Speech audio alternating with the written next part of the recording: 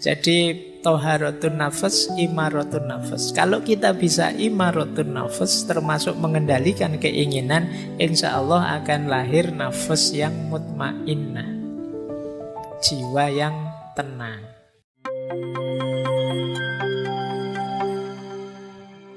Bismillahirrahmanirrahim. Alhamdulillahirabbil alamin. Wa bihi nasta'inu ala umurid dunya waddin. Allahumma sholli wa sallim wa barik ala habibina wa syafi'ina sayyidina wa maulana Muhammadin wa ala alihi wa ashabihi wa man tabi'ahum bi ihsanin ila yaumiddin. Amma ba'du. Bismillah, mari kita lanjut lagi belajar kita, ngaji kita. Malam hari ini kita latihan membersihkan jiwa. Kalau dalam bahasa Arab istilahnya tazkiyatun nafas. Materinya mungkin tidak terlalu berat, yang berat itu menjalankannya. Jadi ya enggak apa-apa, rumusnya sama ya. Kalau bahasa untuk kebaikan itu ya kita jalankan semampu kita. Jangan karena alasan berat terus ditinggal semuanya. Allah lebih tahu. Maka yuk malam hari ini kita bersih-bersih jiwa kita. Kita menciptakan jiwa yang bersih, clean soul. Kalau minggu lalu kita clear mind. Baik, bismillah, kita mulai ya. Ini saya awali dari ngaji dulu, biar ngaji beneran. Jadi kita Al-Quran menegaskan bahwa membersihkan jiwa itu pasti menguntungkan. Di surat Asy-Syams ayat 9 sampai 10 Allah menegaskan qad aflaha man zakkaha. Sungguh sangat beruntung orang-orang yang membersihkan hatinya, membersihkan kolbunya. Wa qad khaba man dassaha. Dan sungguh sangat rugi orang yang mengotorinya. Malam hari ini kita belajar apa saja yang mengotori dan bagaimana caranya membersihkan. Tentu saja nanti kita referensinya ya dari para ulama, bukan pikiran saya sendiri. Jadi kalau ada yang luar biasa dari ngaji ini terus teman-teman ngutip dipotong-potong, itu kadang-kadang rasanya saya kayak pinter banget. Aku cuma ngutip pikiran-pikiran para tokoh, para filosof, para ulama. Jadi saya hanya penyambungnya saja. Mereka-mereka, beliau-beliau itulah yang hebat. Nah, saya lanjutkan. Kalau di surat Al-Jumu'ah ayat 2 dijelaskan bahwa tazkiyatun nafas itu bagian dari misinya Rasulullah. Berarti kalau kita berupaya membersihkan jiwa, itu kita membantu suksesnya misinya Rasulullah. Huwallazi ba'atha fil ummiyina rasulam minhum yatlu alaihim ayatihi wa yuzakkihim. Wa yuzakkihim itu dan membersihkan jiwa-jiwa mereka. Wa yu'allimuhumul kitaba wal hikmah wa in kanu min qablu lafi dhalalim mubin. Jadi dialah yang mengutus kepada kaum yang buta huruf seorang rasul di antara mereka. Yang dilakukan apa oleh para rasul ini? Oleh rasul ini yatlu alaihim ayati, membacakan ayat-ayatnya Allah, wa yuzakkihim, dan membersihkan hati-hati mereka, jiwa-jiwa mereka, wa yu'allimuhumul kitaba wal hikmah, dan mengajarkan kitab suci dan hikmah. Nah, ini menarik, yang diajarkan ternyata antara lain hikmah. Yang kalau dalam tradisi filsafat Islam kan hikmah itu ya nama lainnya wawasan-wawasan filosofis tentang hidup. Wa ingkanu min qablu lafi dhalalim mubin. Meskipun mereka ini sebelumnya sungguh berada dalam kesesatan yang nyata. Baik, ayatnya sudah ya. Anggap saja ngajinya sudah. Sekarang kita belajarnya. Bismillah, kita mulai. Yuk kita lihat diri kita ini seperti apa, nanti bersih-bersihnya di bagian mana. Ini teori saya gabungkan antara Ibnu Miskaweh dan Imam Ghazali. Jadi ayo dilihat ya diri kita. Kita ini makhluk 3 dimensi. Diri kita ini ada jasad, jasad itu yang fisik paling luar. Masuk ke dalam sedikit ada khayat. Khayat ini mungkin mentalnya, jasmani dan rohaninya, istilah kita rohani. Dan ada lagi yang paling dalam namanya ruh. Nanti kalau di tasawuf, di dalam ruh itu ada lagi yang paling rahasia namanya sir. Jadi kita ini ada 3 lapis, jasad, khayat, ruh. Jasad yang paling luar, yang bisa saya lihat hari ini itu jasad-jasadmu. Apa ya istilahnya biar enggak jasad? Karena kesannya kok enggak enak kalau istilah jasad itu. Saya melihat banyak sekali jasad itu kan enggak enak. Jadi ya jasmani lah, jasmani ya kita melihat. Pokoknya sosok di depan saya yang bisa dilihat itu jasad. Nanti masuk sisi mental kita itu khayat. Khayat ini saya ambil dari Imam Ghazali. Komponennya 3. Ada nafas, ada akal, ada qalb. Nah, di balik khayat ada ruh. Ini yang kalau dalam Al-Quran ada istilah wa nafakha fihi min ruhi. Identitas ilahiyah kita yang paling dalam itu ruh. Ruh itu cahaya, dia pasti baik. Cuma apakah cahaya ini menerangi hidup kita atau tidak, tergantung khayat. Apakah khayat kita jernih, bersih atau kotor? Kalau khayat kita kotor, kalbu kita kotor, akal kita kotor, nafas kita tidak terkendali, ya cahaya dari ruh tadi tidak mewarnai hidup kita. Hidup kita gelap. Nah, jadi kunci kemarin kalau belajar stoikisme kan kita diminta memperhatikan mana yang bisa kita kontrol, mana yang tidak bisa kita kontrol. Yang tidak bisa kita kontrol ya dimensi paling dalam dan paling luar. Yang bisa kita kontrol yang tengah ini, yang khayat. Jasad itu kan kita sudah dapat paket yang seperti ini. Jadi kalian berkaca ya kaya ngono lah, kurang lebih dirimu itu kan paket jadi. Dan kamu ndak dosa kalau jelek, wong itu di luar kontrolmu.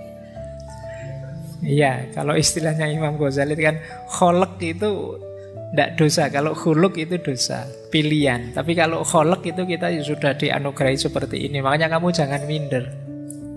Kalau ada yang nyindir kamu atau melecehkanmu, kamu kok nggak cakep, ndak apa-apa, ndak dosa, ndak masalah. Jadi ndak perlu malu gara-gara itu. Wong yo cakep dan tidak cakep itu kan perspektif saja, tergantung standar. Jadi kamu tidak perlu galau kalau sekedar urusan kecantikan lahiriah. Beda dengan kecantikan batin. Kalau istilahnya Imam Ghazali yang khuluk ini, kalau ini pilihan. Batin itu kamu bisa takwa, kamu bisa fujur, fa'alamaha. Ya, kamu bisa patuh, kamu bisa ingkar. Itu dimensi khayat kita. Nah, kalau ini kok kamu jelek, itu pilihanmu berarti. Kamu perlu malu, kamu perlu ndak enak hati, kok saya milihnya jelek terus. Tapi kalau fisik, ndak, fisik itu pakai jadi. Nah, yang paling dalam, yang cahaya ini yang paling positif. Semoga hayatnya orientasinya ke dalam. Orientasinya ke cahaya, tidak ke jasad. Nah, ini perlu diperhatikan lagi. Nafas, akal, qalb. Nafas itu kalau menurut Imam Ghazali dorongan-dorongan jiwa. Kadang kita pakai istilah hawa nafsu. Itu nafas. Ingin makan, ingin minum, ingin kawin. Ini dorongan-dorongan nafas. Dan manusiawi. Jadi setiap manusia punya ini yang waras ya, yang normal. Itu nafasnya hidup. Dia ingin macam-macam. Jadi kalian tidak usah galau, Pak, saya itu kok pingin ini, pingin itu, saya merasa tidak mampu, tapi yo pingin kawin, pingin kaya, pingin ini, tidak apa-apa, manusiawi. Hanya saja nanti kita diminta untuk bisa mengontrolnya, mengendalikannya. Akal juga begitu. Jadi kita itu punya daya berpikir dengan akal kita, itu pun kita diminta menggunakannya setepat mungkin. Kolbu juga begitu, hati kita. Hati ini bahkan kata Imam Ghazali di ranah hayat itu rajanya. Jadi dalam diri kita itu penguasanya sebenarnya kolbu, hati. Hati inilah yang punya orientasi hidup. Orang baik atau orang jahat kuncinya di hatinya. Pikiran itu luar biasa, tapi akal itu posisinya kata Imam Ghazali hanya panglima perangnya. Panglima perang itu ya dia luar biasa kalau untuk menaklukkan apa-apa, tapi dia tunduk di bawah kekuasaannya raja. Maka akal itu dalam diri orang jahat, yang hatinya orientasinya jahat, ya dia akan hadir membela kejahatan. Dalam diri orang baik, dia hadir membela kebaikan. Nah, akal itu iso diputer-puter kemana-mana dia bisa. Kalian kan sering salah tapi bisa cari alasan biar kelihatan benar. Nah, itu jagonya akal. Jadi sudah jelas-jelas kuliah datangnya telat, itu kan alasanmu oke. Padahal kamu tahu sebenarnya saya tadi bangunnya kesiangan. Maksud aku alasan bangun kesiangan kan nanti dosennya mesti terus kamu alasan macam-macam wis. Pak kan ya di jalan itu banyak sekali halangan. Pak kan ya alasanmu bisa macam-macam. Kamu pacaran saja kan pakai alasan ta'aruf. Loh, itu kuasa akalmu luar biasa. Baik ya, jadi ada qalb, ada akal, ada nafas. Qalb inilah yang bisa memantulkan cahaya dari dalam. Cahaya ilahiyah tadi. Dia yang mewadahi. Kalau hati ini bersih, maka dia akan memantulkan cahaya. Akal akan diwarnai oleh cahaya itu, dan hidup kita hidup yang bercahaya. Bercahaya dalam tanda petik ya, jangan dicari, jangan dibayangkan koyo senter terus kamu cahayanya ada, koyo film-film itu terus di belakangnya ada. Bukan itu. Jadi hidup yang berorientasi ilahiyah itu nama lainnya cahaya. Jadi rute yang benar memang ke arah cahaya itu. Nah, yang bisa menangkap cahaya ini hati. Sayangnya qalb ini bisa kotor oleh dosa, oleh maksiat, oleh hal duniawi dan lain sebagainya. Yang kekotoran ini akan tambah kotor ketika didukung oleh akal. Tambah kotor lagi ketika nafas tidak terkendali. Disitulah saatnya kita bersih-bersih. Jadi kemarin kita sudah latihan bersih-bersih akal. Malam hari ini ayo bersih-bersih qalb.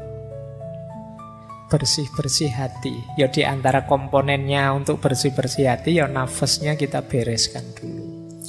Jadi malam hari ini temanya ada di situ, mumpung mau puasa. Kalau di Jawa ada tradisi padusan. Padusan itu tradisi simbolik mandi sebelum Ramadan. Nah ini yang dibersihkan jasad, tapi bisa masuk lebih dalam sebenarnya, ya tidak hanya bersih-bersih jasad, tapi juga bersih-bersih hayat biar ruh dan cahayanya kelihatan. Baik, nah itu tadi filsafatnya. Sekarang kita coba cek apa saja sih yang harus kita bersihkan. Jadi kalau dirinci, dalam hidup ini ada 5 hal yang harus kita bersihkan. Yang pertama yang jasad tadi. Ya kalau fisik sih kita membersihkan jasad, anggota tubuh dari semua najis dan hadas. Jadi kalau ini teman-teman pasti sudah bisa lah, tidak perlu dijelaskan. Membersihkan najis teman-teman tahu dan bisa, hadas juga bisa. Kan sudah bisa mandi semua kan insya Allah. Wudhu juga sudah bisa, bersih-bersih najis juga bisa. Nah ini tidak perlu kita bikin tema ngaji untuk caranya mandi, kalian sudah bisa lah. Nah yang kedua, membersihkan anggota tubuh dari dosa dan kemaksiatan. Kalau ini lebih sulit. Gimana caranya mulut kita tidak nyinyir lagi, ngomongnya tidak yang jelek-jelek tapi yang baik-baik. Ini membersihkan mulut namanya. Kalau membersihkan mulut yang fisik pakai kumur-kumur. Tapi membersihkan mulut yang diam, kita singkirkan semua kata-kata jelek, kalimat jelek, ungkapan yang jelek. Meskipun hari ini kan mulut kita sering diwakili oleh jempol kita, karena dunianya sudah geser ke dunia medsos.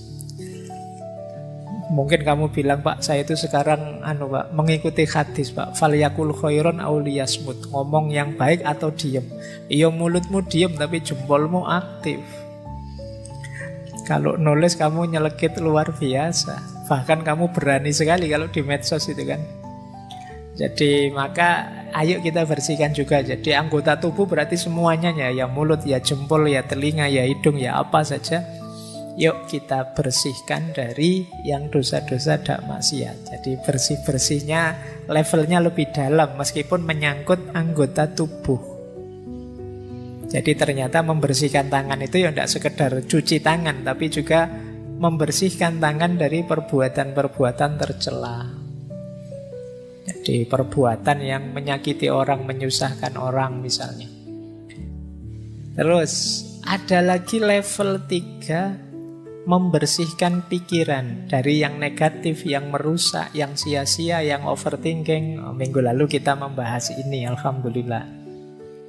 Semoga sedikit-sedikit sudah tahu teman-teman caranya bersih-bersih pikiran. Masuk lebih dalam, ada lagi yang harus kita bersihkan, hayat kita. Dimensi batin kita, jiwa kita harus bersih dari akhlak yang tercela. Akhlak tercela itu ya iri, dengki, hasut, sombong, dan lain sebagainya. Ini jauh lebih berat. Saya tidak cerita detail caranya, teman-teman pasti sudah tahu bahwa itu jelek. Ada lagi yang paling dalam, saya sebut tadi dimensi ruh, yang intinya adalah sir. Kita bersihkan dari yang selain Allah. Jadi diri kita yang paling dalam itu jadi kuncinya orientasi hidup kita. Semoga isinya hanya Allah saja. Lupa berarti saya tidak boleh bercita-cita punya istri cantik, punya suami ganteng, punya mobil mewah, punya rumah bagus, punya jabatan tinggi. Boleh. Tapi itu jangan dijadikan cita-cita final. Jadikan itu jembatan untuk bisa menomorsatukan Allah. Pak, saya pingin punya mobil mewah, Pak. biar ndak usah pinjam teman. Kalau mobil saya sendiri kan saya lebih bebas, tidak diatur teman, tidak diegomani teman, jadi saya bisa menomorsatukan Allah itu lebih leluasa misalnya. Nah, ini lagi-lagi pikiranmu yang main. Jadi niatnya tidak sekedar seneng-senengnya, tapi kita jadikan kendaraan untuk tambah dekat kepada Allah, apapun itu. Nah, ini yang disebut membersihkan diri, membersihkan sir, hakikat paling dalam dari diri kita, dari yang selain Allah. Yang posisinya media, kita posisikan media. Yang posisinya hanya alat, hanya kita jadikan alat. Satu-satunya tujuan hanya Allah saja. Nah, ini area-area bersih-bersih diri. Dimulai dari yang paling lahiriah sampai yang paling dalam. Kalau kalian bisa lima-limanya, banggalah nanti di akhir Ramadan benar-benar Idul Fitri, kembali fitrah. Jadi awas keliru, karena banyak yang memaknai Idul Fitri itu kembali bisa makan lagi. Makan itu kan fitrah, Pak. Enggak, maksudnya ini. Jadi di antara cara bersih-bersih itu nanti puasa. Nanti ada logiknya. Tapi kita awali dari sini dulu. Baik, saya lanjutkan lagi. Nah, kalau dalam tasawuf ada istilahnya bersih-bersih ini. Biasanya pakai istilah tazkiyatun nafs tadi. Saya melihat ada beda-beda istilah proses tazkiyatun nafs ini, tapi arahnya sama. Kalau Imam Ghazali pakai istilah toharatun nafs, yang dilanjutkan imaratun nafs, dan puncaknya adalah nafas mutmainnah. Toharatun nafas itu membersihkan jiwa. Kalau sudah bersih, imaratun nafas. Imarah itu mengatur, mengendalikan. Jadi nafsu tadi yang sering tidak terkendali, ayo dikendalikan, bukan dimatikan ya. Dimatikan itu kalau begitu saya tidak usah makan lagi, saya tidak usah minum lagi, saya tidak kawin saja. Oh, itu namanya mematikan nafas. Nanti tidak manusiawi. Jadi Islam itu sangat manusiawi. Kendalikan, makan ya, tapi harus tahu kapan berhenti. Jangan mentang-mentang ditraktir terus manganin los. Kasihan yang traktir. Jadi harus tahu kapan berhenti, harus ngerti porsi kita sampai mana. Makan, minum, nikah.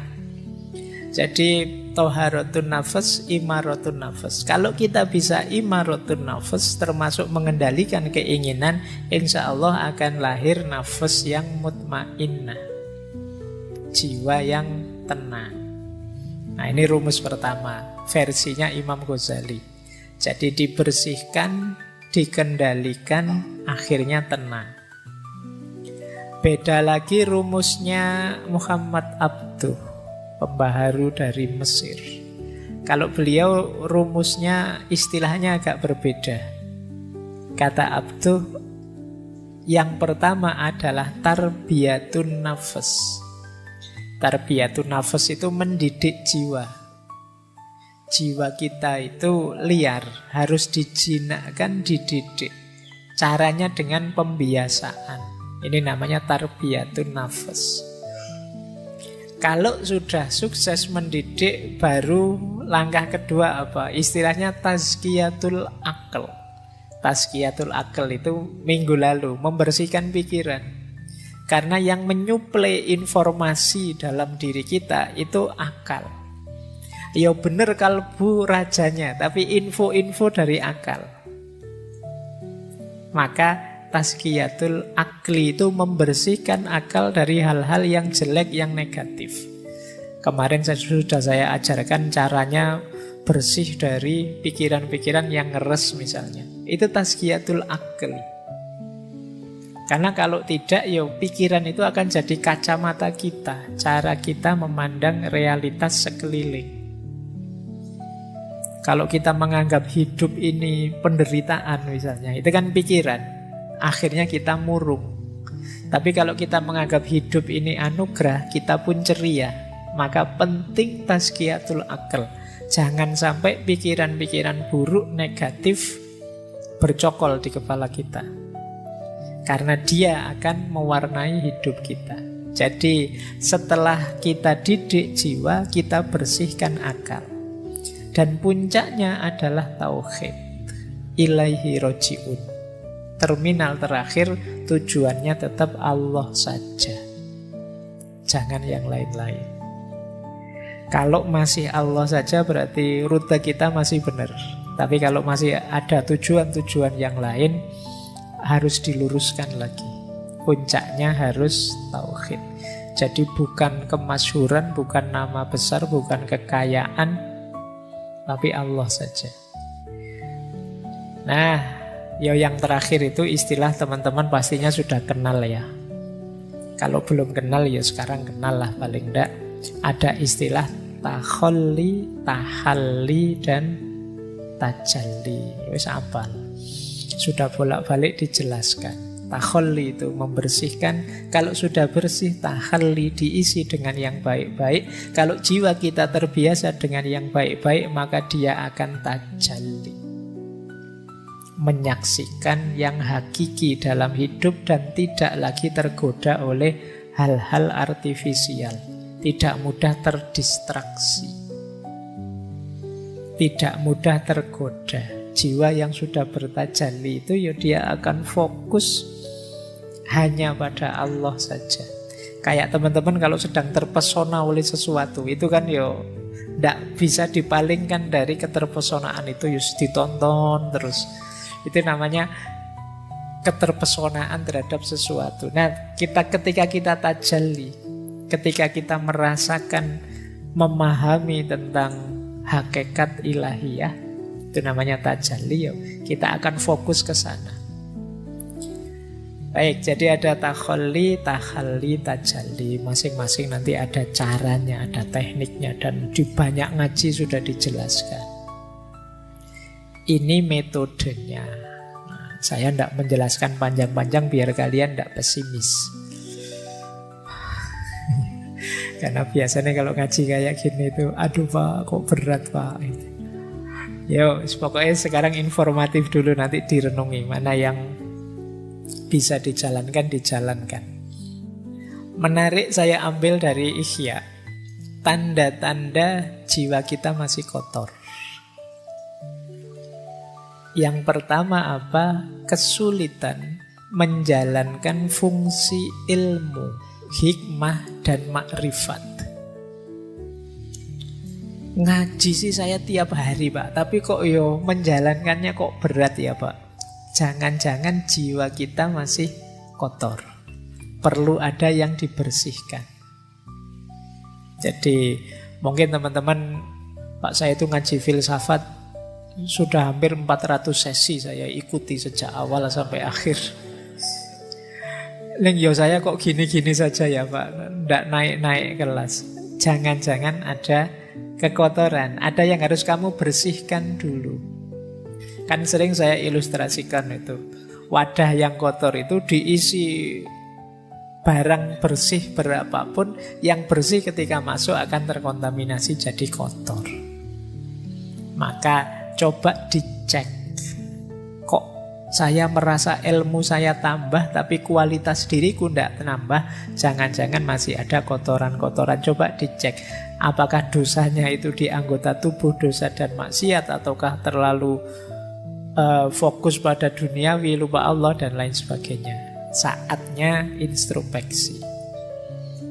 Yang kedua, tidak bisa menikmati ibadah. Jadi ya sholat sih, ya puasa sih, ya zakat sih, tapi rasanya beban. Ini berarti belum bisa menikmati. Baru nongkrong sebentar, sudah adzan isya. Kok ya cepet ya. Nah itu rasanya beban. Krungu adzan ini rasanya aduh. Akhirnya kan kamu cepet-cepet bikin sholat biar bebas tugas. Nah ini berarti kamu belum bisa menikmati ibadah.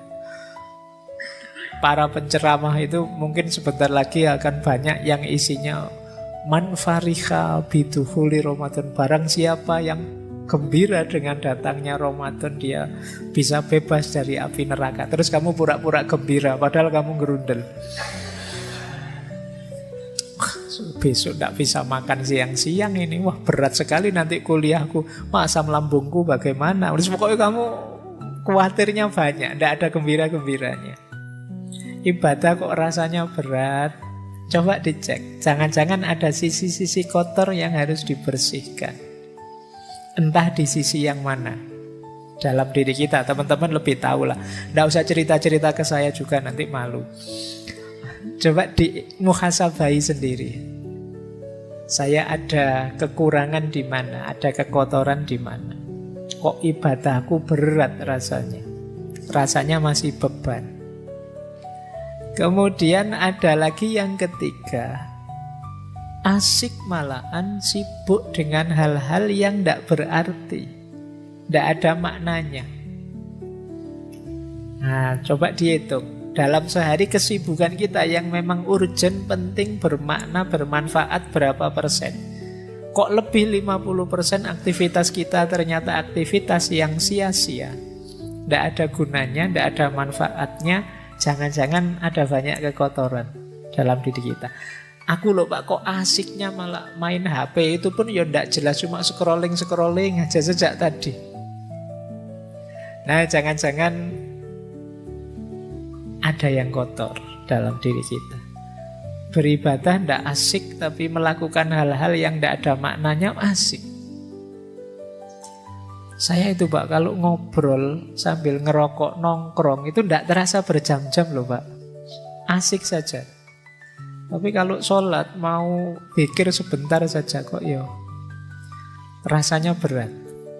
Subhanallah 33 kali itu rasanya kayak 3 kali. Cowopet subhanallah, subhanallah, sudah 33. Tidak dinikmati sama sekali. Coba dicek, jangan-jangan ada kekotoran.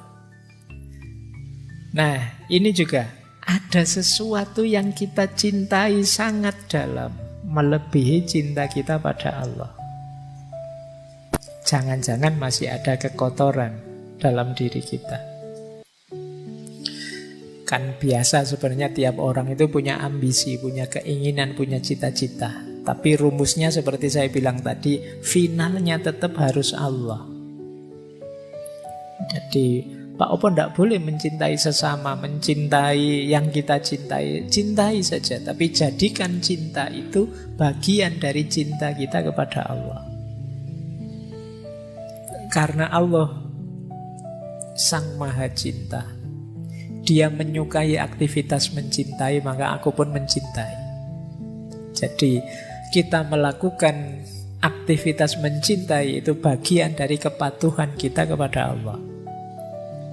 Nah, cuma kok nanti ada yang kita cintai melebihi Allah, atau justru membuat kita lupa pada Allah. Saking cintanya dengan HP, dengan main game, dengan nonton TikTok, dengan YouTubean, dengan Spotify-an, porsinya untuk Allah lama-lama habis. Ya tinggal sholat saja. Sholat pun kadang juga tidak sadar hadirnya Allah. Nah, itu coba dicek lagi dalam diri kita, jangan-jangan ada kotoran-kotoran. Yang terakhir, berlebihan. Jadi perilaku-perilaku yang berlebihan apa saja. Kan dulu di filsafat akhlak saya singgung bahwa segala yang berlebihan itu jelek. Bahkan baik berlebihan pun jelek. Makanya kalau kamu nembak kan biasanya kalau ditolak jawabannya kan, wah kamu terlalu baik buatku. Jangan dikira terlalu baik itu positif, negatif. Karena segala yang terlalu itu jelek. Makanya kalau kamu dijawab begitu, itu kamu jangan bangga. Wah aku ini sangat terlalu baik, berarti tidak terlalu baik, negatif. Oh dia pinginnya yang pas kok, yang baik, cocok. Nah, kalau terlalu baik ya melampaui sudah. Baik, jadi ketika ada keberlebihan, kemungkinan ada yang kotor. Jadi perilaku yang berlebihan dalam hal apapun. Menghargai orang itu bagus, tapi saking menghargainya sampai memuji-muji, sampai menyembah-nyembah kebablasan, jelek. Benci orang itu manusiawi, ada orang kita suka, ada yang kita tidak suka. Tapi kebencian yang berlebihan sampai kita tidak rasional, sampai kita tidak manusiawi, pasti jelek. Nah, ini bahan untuk kita introspeksi, jangan-jangan masih ada yang kotor. Jadi di antara tanda-tanda kotornya jiwa itu, kita sulit menjalankan hikmah ilmu yang kita miliki. Kita berat dalam beribadah, tapi asyik dalam hal-hal yang tidak bermakna. Ada yang selain Allah yang kita cintai sedemikian rupa, dan kita suka berlebihan dalam banyak hal. Nah, kalau ada gejala-gejala ini, ya ayo segera muhasabah. Ada sisi kotor apa dalam diriku yang perlu aku bersihkan. Jangan-jangan masih ada sombong, jangan-jangan masih ada iri, jangan-jangan masih ada dengki pada orang, jangan-jangan masih ada rasa benar sendiri, egois, dan lain sebagainya. Itu kotoran-kotoran jiwa kita. Nah, ini menarik dalam Ihya itu. Nanti kalian boleh setuju, boleh tidak ya. Ini cuma yang punya pendapat Imam Ghazali. Ini rangkaian dorongan syahwat yang negatif, yang bisa membawa bencana. Syahwat paling dasar itu syahwat perut. Kebutuhan perut, ya kebutuhan gizi, makan biar tidak stunting. Ya. Jadi kebutuhan syahwat perut ini elementer. Orang itu yang pertama kali dibutuhkan ya syahwat perut ini. Kalau yang perut ini belum terpenuhi, yang syahwat-syahwat yang lainnya biasanya masih belum muncul. Jadi harus beres dulu di yang perut. Kalau perut ini tidak beres, kemudian kalian merambah bidang yang lain, biasanya bidang yang lain itu kamu dedikasikan untuk membereskan urusan perut. Di ekonomimu belum beres, kamu geser ke ranah agama, ya urusan agama kamu jadikan orientasi untuk memenuhi kebutuhan perut. Urusan perutmu belum beres, kamu melakukan aktivitas kebaikan sosial, itu biasanya diam-diam tidak sadar kebaikan sosial itu kamu dedikasikan untuk memenuhi kebutuhan perutmu. Maka syahwat paling dasar itu syahwat perut. Kalau urusan perut beres, kata Imam Ghazali, biasanya naik sedikit. Turun naik. Turun sedikit ke bawah perut. Syahwat bawah perut. Nah, ini baru mulai lirak-lirik kiri kanan. Kalau perutnya belum kenyang, masih belum turun ke bawah. Kalau kamu lapar itu peduli amat, ada yang cakep, ada yang itu pinginnya makan. Makanya Rasulullah itu ngasih tips anak-anak muda yang sudah pingin menikah tapi belum mampu, puasalah. Karena kalau perut itu kosong, perut itu lapar, kamu sudah melihat yang cantik-cantik, yang ganteng-ganteng itu sudah nggak nafsu. Pokoknya mikirnya kapan beduk maghrib datang. Nah, tapi kalau perut beres baru mulai sudah nafsunya naik. Jadi nafsu bawah perutnya bangkit.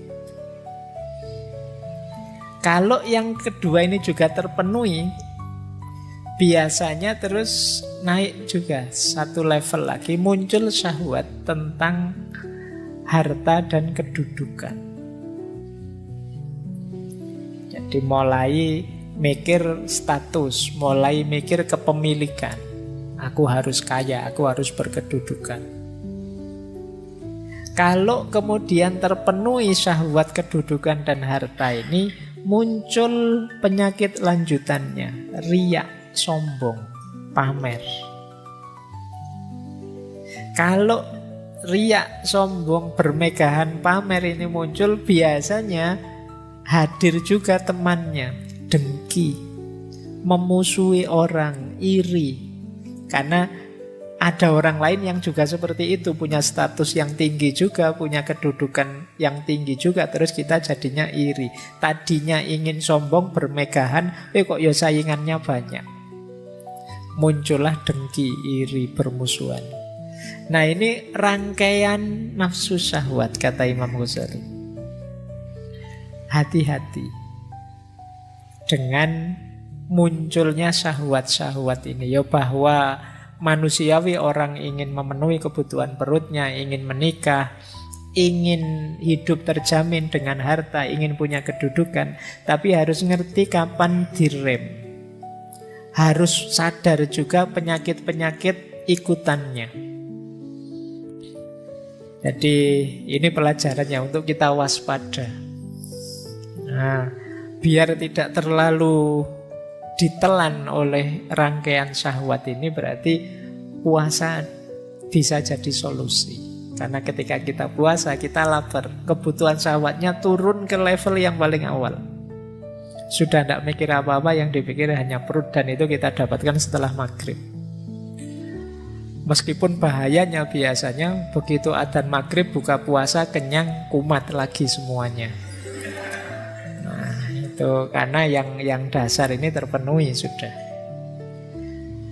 Baik, ini bahan ya refleksi. Nanti teman-teman coba membaca dirinya. Sering tidak terlena masuk ke jebakan-jebakan syahwat ini. Oke, baik. Karena ini ada dialognya, saya agak cepat. Nah, proses tazkiyatun nafs itu ada 2 jalur. Yang tadi teman-teman mengeluh berat, membersihkan jiwa itu karena mungkin teman-teman membacanya hanya dari sisi aku, dari sisi kita. Waduh, berat Pak kalau saya harus melakukan itu. Ya itu kan teman-teman sendiri. Jalur mujahadah namanya. Jangan lupa selain jalur mujahadah ada jalur hidayah. Jalur hidayah itu Allah yang membukakan jalan. Jadi bukan hanya kita yang berupaya. Nanti kalau upaya kita diridhoi oleh Allah, maka Allah yang akan membawa kita pada hasil yang positif yang kita inginkan. Itu namanya hidayah. Kita dibukakan jalan sehingga jadi mudah. Maka jangan pesimis. Meskipun tadi rasanya kok berat ya Pak, apa bisa ya Pak? Itu mungkin yang bisa ya wali-wali saja Pak. Tidak, kalian juga bisa kok. Kalau Allah ridho. Karena selain mujahadah yang itu berdasarkan kekuatanmu, masih ada hidayah, pertolongan, anugerah dari Allah. Makanya beruntungnya orang yang punya Tuhan itu terhindar dari putus asa. Sepahit apapun situasinya, selemah apapun kondisi kita masih punya Tuhan, kita masih punya Allah. Tidak pantas kita mengeluh, tidak pantas kita putus asa. Nah ini prosesnya 2. Jadi ada mujahadah, ada hidayah. Ada upaya kita, ada pertolongannya Allah. Nah, terus Imam Ghazali juga nuntun kita. Kita ini kan ingin bersih-bersih mengubah diri kita. Cepat atau lambatnya perbaikan diri, kata Imam Ghazali, kuncinya 2. Yang pertama, watak dasar kita dan lamanya kita pada kondisi sebelumnya. Yang kedua, kekuatan, kehendak, keyakinan, dan kesabaran kita. Ada orang yang watak dasarnya pemarah, dan puluhan tahun dia jadi orang pemarah. Nah, ini untuk berubah jadi sabar lebih lama. Tidak masalah, tapi bisa, pasti bisa. Manusia itu tidak ada yang paket tidak bisa diubah, pasti bisa. Cuma prosesnya agak lama. Jadi kekuatan asalnya dan lamanya. Makanya kalian kalau punya sifat negatif, jangan lama-lama kamu nikmati sifat negatifmu. Karena semakin lama kamu jalankan, semakin sulit mengubahnya nanti. Kalau sadar itu jelek, segera latihan untuk berubah. Ternyata aku itu cerewet ya, ayo latihan. Biar tidak cerewet gimana caranya? Mungkin latihan agak pendiam. Entahlah kamu pakai strategi apa kamu tutup mulutmu, atau kamu ben gak cerewet lagi. Nah ini namanya latihan untuk mengubah. Dan ini memang prosesnya tidak sederhana, tidak semudah diceramahkan.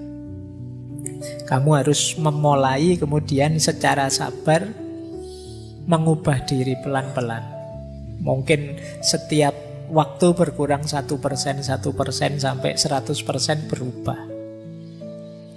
Tidak mungkin revolusioner tiba-tiba berubah, kecuali mungkin hidayahnya Allah yang mungkin seperti itu. Tapi perhitungan rasionalnya ya semakin kita lama di sifat yang lama, perubahannya juga tambah lama.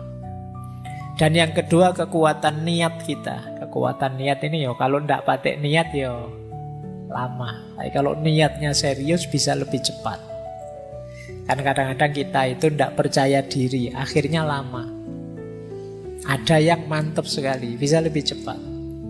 Jadi ini dua kuncinya keberhasilan kita untuk tazkiyatun nafas, membersihkan jiwa. Nah, dasarnya tazkiyatun nafas, yang pertama kita harus tahu state of soul kita, kondisi jiwa kita. Sering saya pakai istilah kolb tadi, hati itu ada 3 istilah. Ada kolbun mayit, ada kolbun marid, ada kolbun salim. Hati yang mati, hati yang sakit, dan hati yang sehat.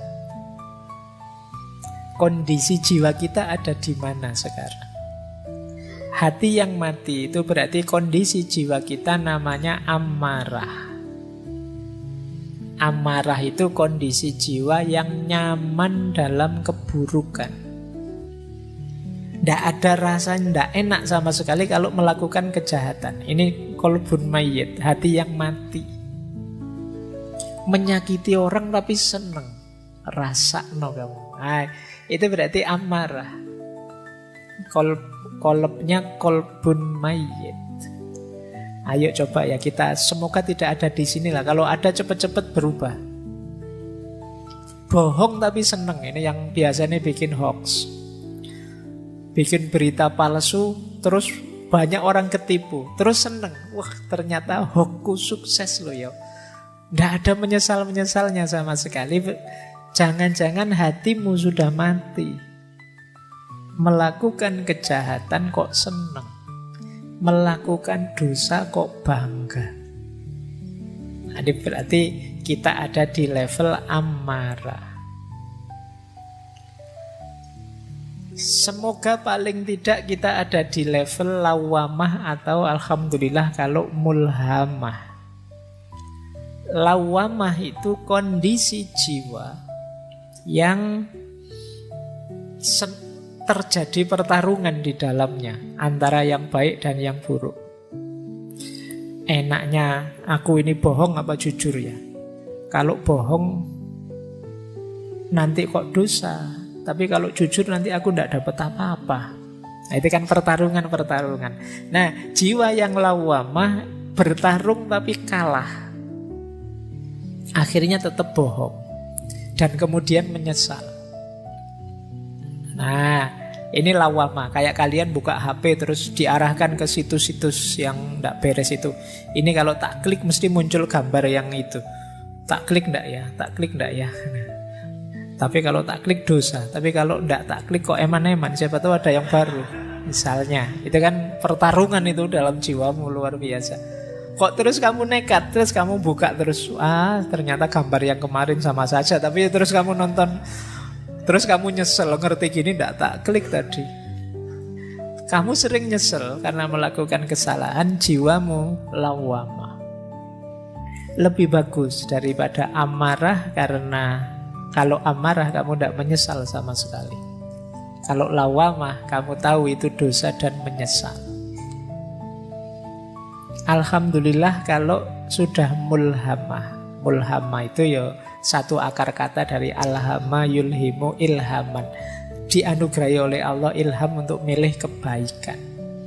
Pertarungan ya, terjadi pertarungan, milih yang benar apa yang salah, dan kamu milih yang benar. Ini berarti kondisi jiwa yang mulhamah, lebih positif. Tapi baik lawamah maupun mulhamah namanya kolbun marid, hati yang masih sakit, masih ada penyakitnya, masih ada kotorannya.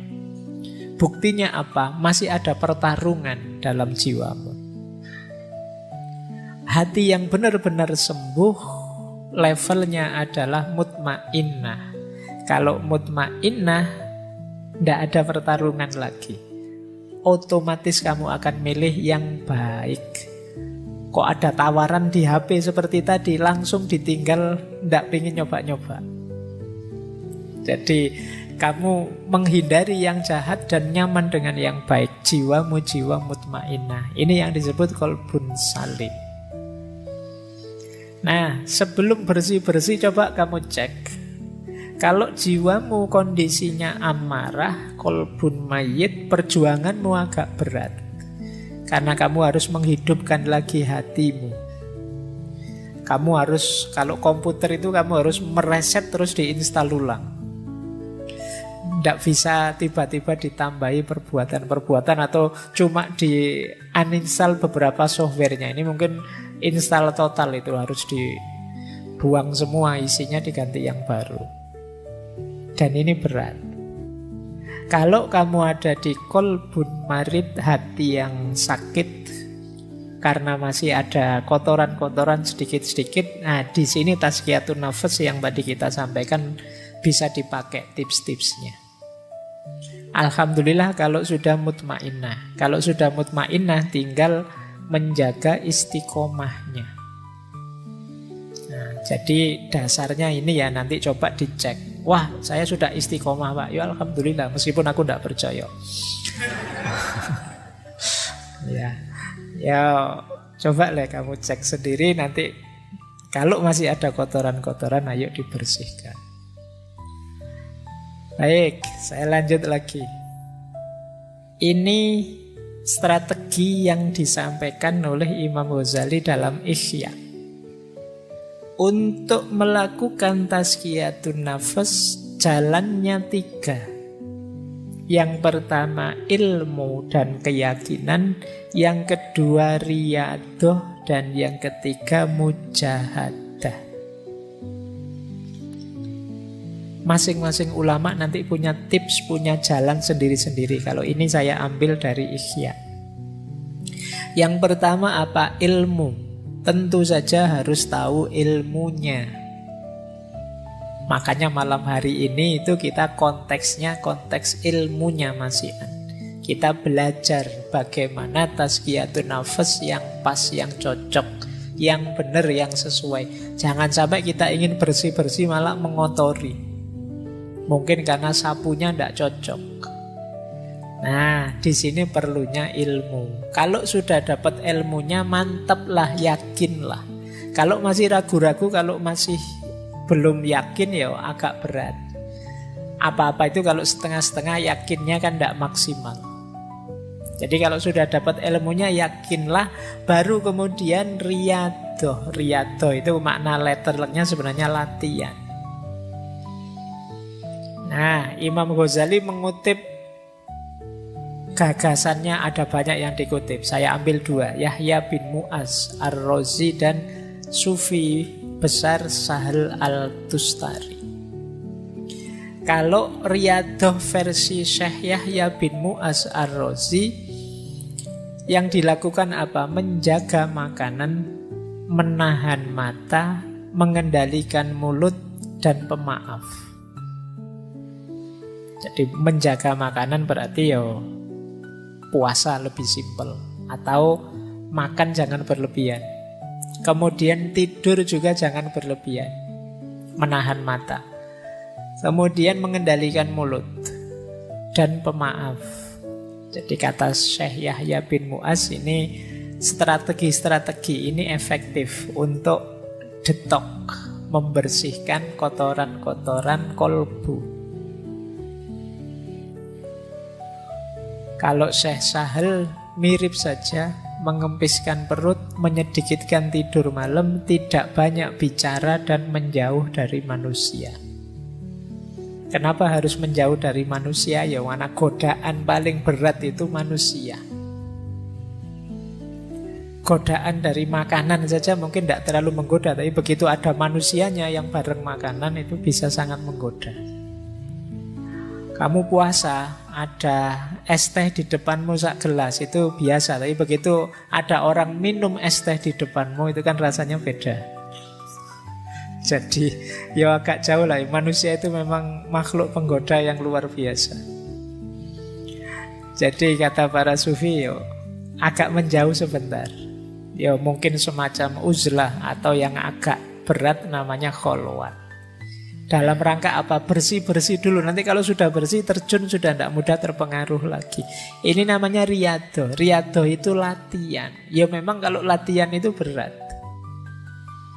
Tapi kalau tidak dilatih, kita tidak tangguh.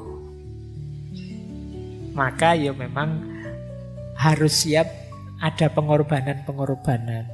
Mengorbankan waktu, tenaga, mengorbankan biaya mungkin dan lain sebagainya. Tapi harus mau latihan.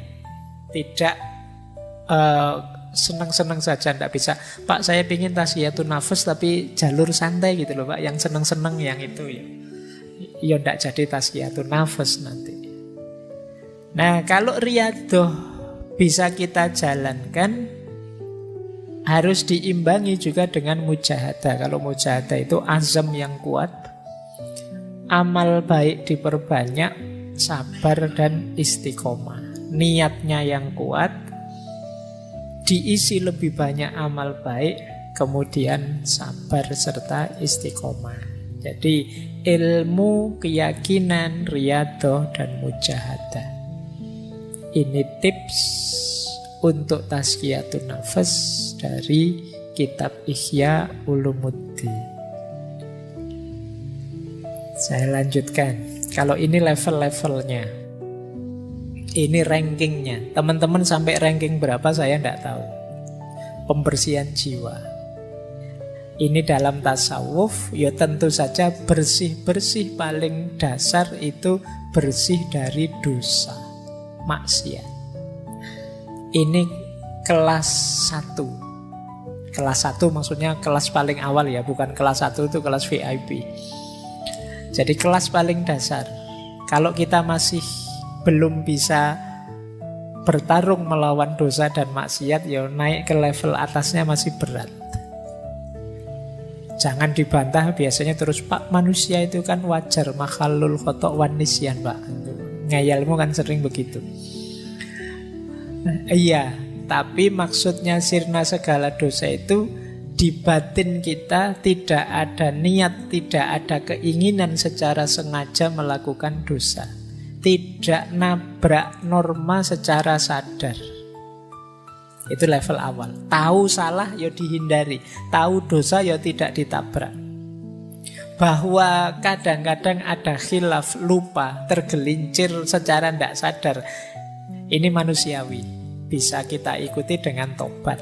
Tapi tidak secara sengaja melakukannya. Itu level awal tadi yang dimaksud sirna segala dosa. Begitu sadar, saya salah ngomong, kepleset ngomongnya. Sebenarnya tidak pengen meso, tapi lihat wajahmu tiba-tiba keluar begitu saja misalnya. Ini kan tidak sadar. Nah ini terus kamu bisa tobat. Tidak niat kok tadi. Beda dengan secara sengaja memang pengen meso niat. Nah, itu kita harus sirna dari yang ini tadi, yang terakhir, yang sengaja niat pengen menjalankan dosa. Kalau sudah lulus dari level pertama bersih-bersih, bisa naik lebih tinggi. Membersihkan diri dari segala keterikatan selain Allah. Keterikatan itu berarti ketergantungan. Bahwa kita hidup ini memerlukan macam-macam, iya, memerlukan bantuan orang lain, memerlukan dukungan orang lain, pasti kita bukan makhluk superpower, tapi tidak ada yang kita tergantung. Tidak ada yang kita terikat sedemikian rupa. Terikat itu berarti kalau tidak kamu saya tidak mungkin bisa begini, ini namanya terikat.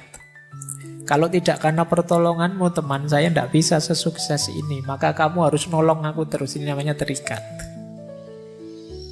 Satu-satunya keterikatan yang sah itu ya hanya dengan Allah saja. Maka hal-hal yang di luar Allah jangan sampai menghalangi kita dekat dengan Allah. Jadi level 2 bebas dari segala keterikatan. Kalau ini sukses, naik ke level yang lebih tinggi lagi, yaitu bebas dari keakuan. Biasanya orang itu yang sudah sukses di level 2 itu terus merasa bangga dengan dirinya bahwa aku lo bisa bersih, aku lo bisa sukses melepaskan segala keterikatan. Ini level keakuan. Kita lupa bahwa keberhasilan kita itu hakikatnya anugerahnya Allah, pertolongannya Allah. Nah, maka level 3 apa? Bersih-bersih aku. Kalau kita sukses di level 3, otomatis kita akan sampai ke level 4. Yang tersisa hanya Allah saja. Di level 2 tadi, yang selain aku bersih. Di level 3, bahkan aku pun bersih sekarang. Maka ketika kita bersih dari level 3, otomatis kita sekarang sampai ke level 4. Yaitu hanya Allah saja. Inilah level-levelnya tazkiyatun nafas. Nah, tidak apa-apa ya, sudah 9:30, nanti dialognya setengah jam saja. Ini 4 penghalang, masih dari Ihya ya. Hati-hati dengan 4 hal ini, bukan berarti kamu tidak boleh memiliki, tapi dia bisa menghalangimu dari Allah. Yang pertama harta, yang kedua pangkat kedudukan, yang ketiga fanatisme, taklid, dan yang keempat dosa atau maksiat. Harta bisa membuat kita lupa diri, jauh dari Allah. Solusinya kata Imam Ghazali, banyak sedekah. Jangan kemaruk. Sisakan yang kita butuhkan saja. Itu mengatasi biar harta tidak jadi penghalang kita dari Allah. Pangkat juga begitu. Biar tidak menghalangi kita dari Allah, mari, tidak apa-apa kita punya pangkat tinggi, punya kedudukan, punya karir bagus, tapi jangan bermewahan, jangan mencari pujian orang, jangan mencari merendahkan orang dan lain sebagainya. Menganggap orang lain lebih rendah, ingin terkenal, ingin dipuji, ingin bermewahan. Jadi hartanya sekian ratus M misalnya, karena jadi pegawai pajak misalnya. Tidak salah itu, mungkin ya diperoleh, mungkin jalurnya resmi, cuma itu yang disebut bermewahan. Bermewahan itu mungkin jalurnya legal, tapi akan menghalangi kita dari yang hak, dari Allah. Kenapa? Karena kita sibuk dengan harta. Maka pangkat dan kedudukan harus kita kelola secara positif. Harta juga begitu.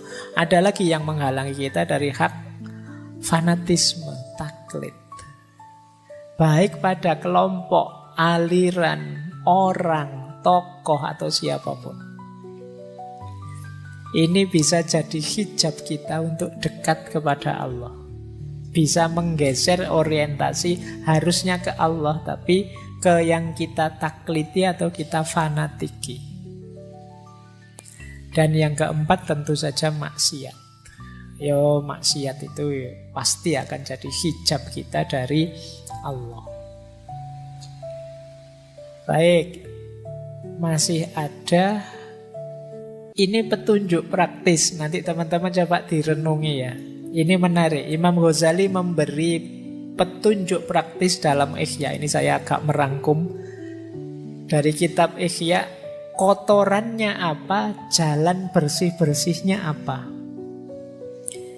Yang pertama kata Imam Ghazali, kotoran jiwa dalam aspek syahwatnya perut dan bawah perut.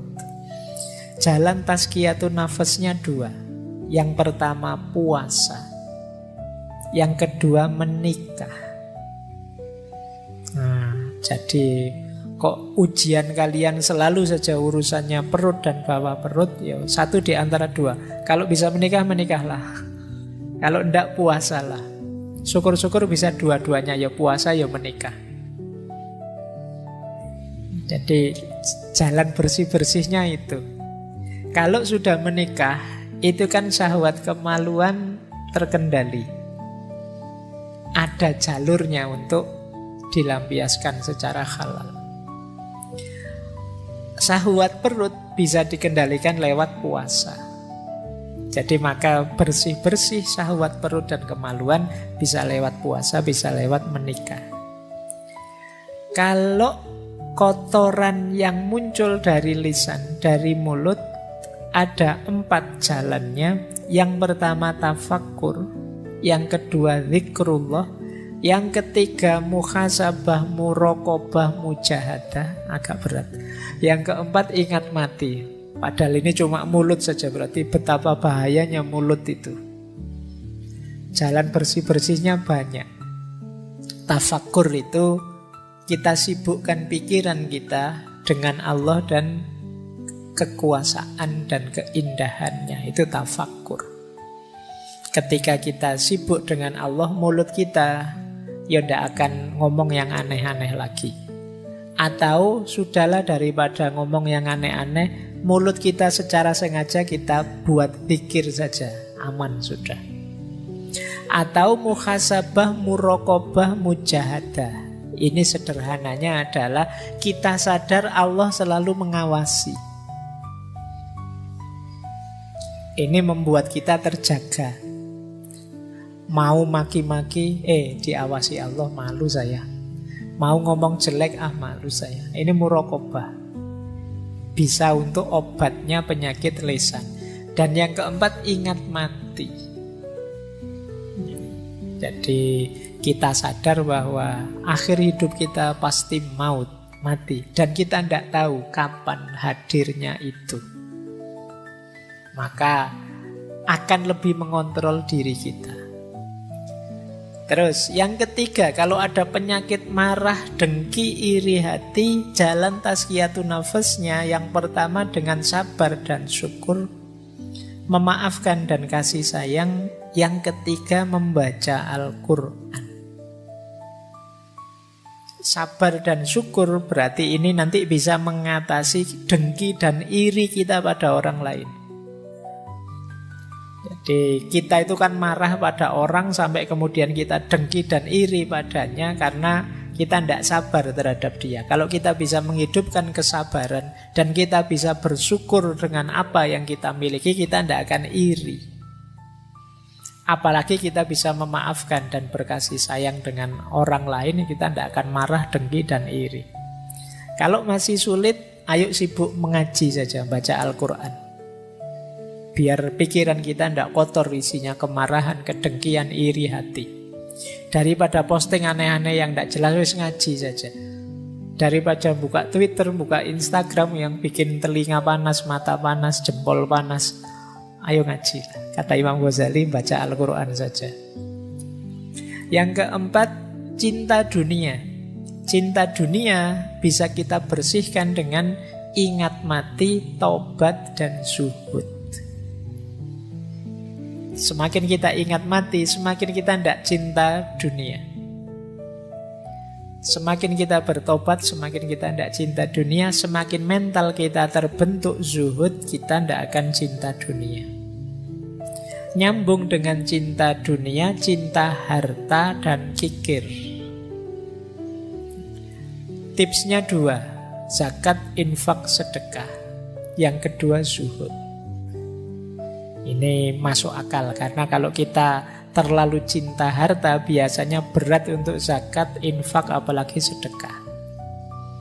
Maka dengan membiasakan diri berinfak, bersedekah, dan berzakat, insya Allah cinta kita pada harta bisa terkikis. Apalagi kalau kita bisa membangun jiwa yang zuhud, yang tidak terjebak oleh cinta duniawi.